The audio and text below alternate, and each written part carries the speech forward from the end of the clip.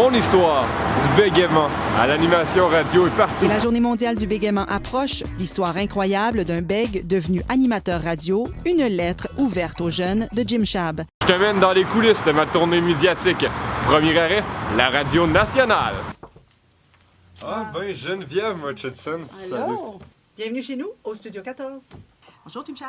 Je vais commencer par un salut parce que ce que tu viens de dire, le B-O-N, ce qui commence par le B-O-N, c'est imprononçable pour les bègues. B-O-N. Ah oui? Le bonjour. Bon, maintenant, je suis l'invité dans le show d'un gars avec qui j'ai passé mon secondaire, Renaud Doucet.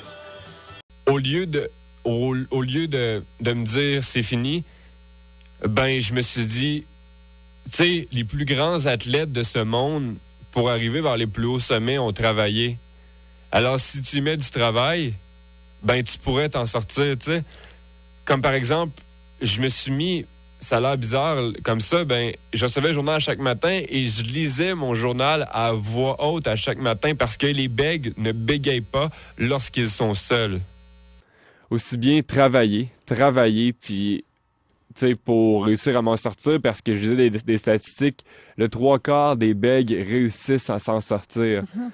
Alors, aussi bien faire partie de ce 75%, puis m'amener vers la réussite. Et comment vous y êtes arrivé? Parce que, bon, ça commence par des mots qui s'accrochent dans la classe, des situations stressantes. Et là, est-ce que c'était à force de faire des exercices? Est-ce qu'il y avait une méthode? Comment vous y êtes arrivé à éliminer le bégaiement? Il y avait un philosophe très connu avant Jésus-Christ qui, lui, c'était un homme qui était très reconnu pour ses discours, mais c'était un bègue. Lui, il se mettait des roches dans la bouche, ou il se mettait quelque chose dans la bouche. Alors moi, je me suis mis à lire les journaux. Alors moi, je lisais chaque matin mon journal à voix haute. Alors je me suis dit, regarde, de un, les bègues ne bégayent pas quand ils sont seuls. Alors, je me mettais à lire le journal avec un crayon entre les dents. Et quand je réussissais à mieux prononcer et j'articulais de mieux en mieux. J'avais vraiment une petite voix de fillette au secondaire. Puis ma façon de dire que c'est assez, ça a été juste de prendre une grosse voix de radio, tu sais. Ouais. De prendre une grosse voix FM, puis je me suis mis à crier, tu sais.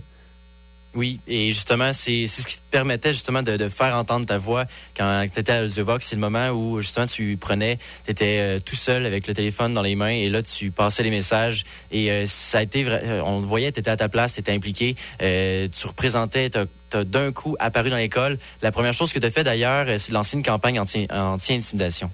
Ouais, d'avoir, je me souviens, on venait juste de vivre en 2011 le suicide de Marjorie Raymond, une petite fille en Gaspésie qui s'était suicidée après l'intimidation. Ça a fait le tour du Québec. Et finalement, on a réuni des jeunes de tous les niveaux qui ont vécu l'intimidation. On est en mesure de savoir en un claquement de doigts qui vivait de l'intimidation.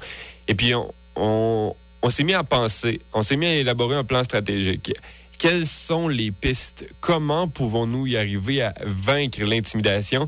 Puis c'est là qu'on est arrivé à établir une charte. Alors, nous avons été l'une des premières écoles au Québec, je pense, à établir une charte contre l'intimidation. Puis elle y est encore. Tu sais, j'ai jamais fait suivi de ce qui est devenu parce que ça a été dévoilé à la fin de mon année au secondaire. Mais oh my. Merci beaucoup pour tous vos beaux mots. Et honnêtement, je suis juste flabbergasté. Je vais même me coucher, puis... Écoute, je lis tous vos commentaires. Écoute, il y en a particulièrement un qui m'a vraiment touché, celle de mon animatrice de vie étudiante, Louise Mayotte. Je n'ai rien à ajouter de plus. Merci, Jimmy, tu es si inspirant. Tu sais quoi? Dans mes 23 années à Jean Rimbaud, tu fus le président à la voix la plus retentissante parce que tu étais le porte-parole de tous ceux qui souffraient en silence. Continue à croire en toi. Tu es un exemple de détermination et de persévérance. Aïe. Il y en a un autre ici, J.C. Wallet, mon enseignant au collège de radio-télévision, aussi à Radio X du côté de Québec.